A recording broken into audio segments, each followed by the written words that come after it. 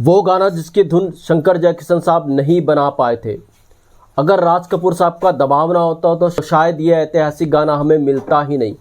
कैसे ये गाना बना, कैसे शंकर जयकिशन क्यों इसकी धुन नहीं बना पाए, तो फिर इसकी धुन बनी कैसे, कौन सा ये गाना था, आज इस पर बात करेंगे दोस्तों। चैनल पर नहीं तो चैनल को सब्सक्राइब कर लीजिएगा, बेल आइकन भी प्रेस कर लीजिएगा ताकि नोटिफिकेशंस आप तक पहुंचती रहे।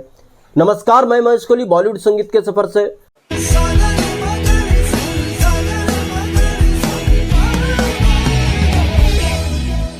दोस्तों, आज मैं जिस गाने की बात कर रहा हूं, इसके पोएट लिरिसिस्ट थे कवि गोपाल दास नीरज।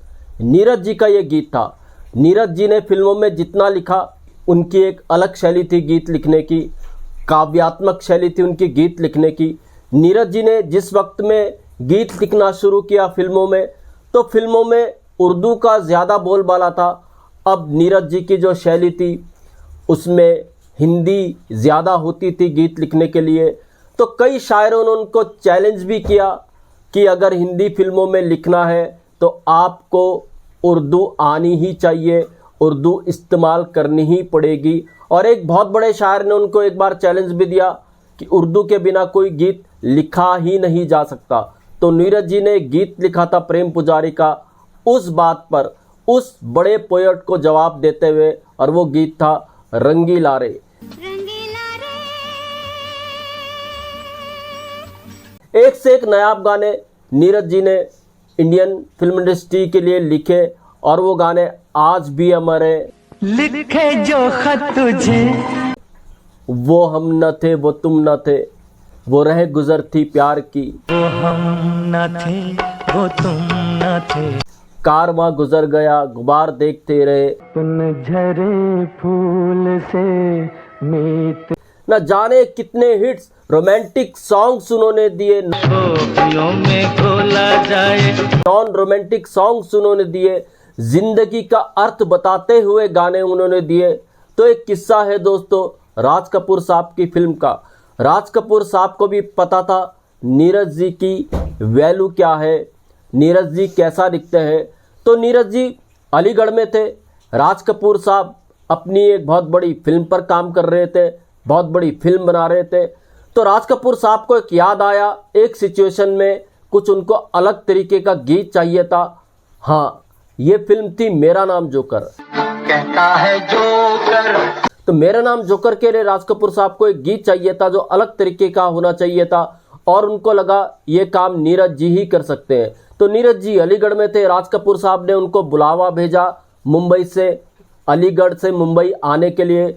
तो नीरज जी अलीगढ़ से मुंबई पहुंचे। उस समय एक कॉलेज में वो पढ़ाया करते थे। तो नीरज जी जब मुंबई पहुंचे तो राज कपूर साहब ने उनसे सिटिंग्स मीटिंग्स की।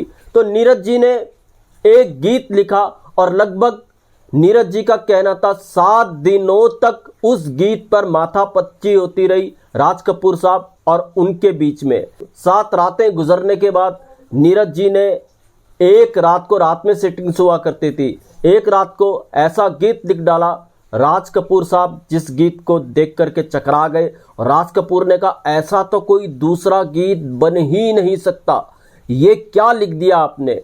मगर ये जो गीत था दोस्तों, मुक्तक छंद एक कविता का रूप है जिसमें मात्रा नहीं होती। उस तरीके से नीरज जी ने ये गीत लिखा और राज कपूर साहब को समझाया, देखिए आपका जोकर का कैरेक्टर है, अब जोकर दादरा ठुमरी क्लासिकल ये तो गाएगा नहीं, तो इसी तरीके से ये गीत लिखा जाएगा और इसी तरीके से इस गीत को भी कंपोज होना चाहिए। तो राज कपूर साहब इस गीत को लेकर पहुंचे शंकर जयकिशन साहब के पास। तो शंकर जयकिशन ने जब ये गीत देखा, शंकर जयकिशन ने राज कपूर साहब को कहा क्या बेकार गीत है, इसका ना तो मुखड़ा है ना तो ये अंतरा है। अब वो काव्यात्मक वाली बात, जो कवियों वाली बात उनकी समझ में नहीं आ रही थी शंकर जयकिशन साहब की, कि ये मुक्तक छंद का गीत है और इसमें मात्राएं नहीं होती हैं, तो मुखड़ा अंतरा शायद शंकर जयकिशन को गलतफहमी हो रही थी, कैसे इस गाने को बनाया जाएगा। तो शंकर जयकिशन ने इस गाने को कंपोज करने से इनकार कर दिया। शंकर जयकिशन ने कहा अगर उनको ये गाना रिकॉर्ड करना है, यानी राज कपूर साहब को ये गाना रिकॉर्ड करना है नीरज जी का, तो एक काम कर लीजिए, नीरज जी से इस गाने को बदलवाइए, दोबारा लिखवाइए। अब राज कपूर साहब पहुंचे नीरज जी के पास। नीरज जी ठहरे ठेठ कभी। नीरज जी ने राज कपूर साहब को मना कर दिया। राज कपूर साहब को नीरज जी ने कहा अगर आपको ये गाना फिल्म के अंदर रखना है तो ये गाना ऐसे ही जाएगा, इस गाने की लेखनी में कोई फेरबदल नहीं हो सकता। अब राज कपूर साहब फिर पहुंचे शंकर जयकिशन साहब के पास। उन्होंने बताया कि ये गाना कितना ज़रूरी है और उनको कंपोज करना पड़ेगा। नीरज जी ने एक इंटरव्यू में कहा था कि शंकर जयकिशन ये गाना कंपोज कर ही नहीं पाए, तो फिर हुआ कैसे ये गाना कंपोज?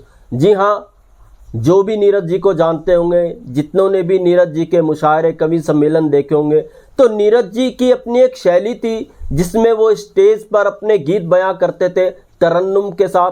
तो नीरज जी ने शंकर जयकिशन को इस गीत को तरन्नुम में सुनाया और शंकर जयकिशन की समझ में आ गया इस गाने का जो ताला है वो कौन सी चाबी से खुलेगा। तो शंकर जयकिशन ने फिर परमिशन मांगी नीरज जी से और राज कपूर साहब को कहा नीरज जी को समझाइए कि ठीक है, उनकी शैली में हम ये गीत रिकॉर्ड करेंगे, इसी धुन में ये गीत रिकॉर्ड करेंगे, मगर क्या थोड़ी फेरबदल की जा सकती है।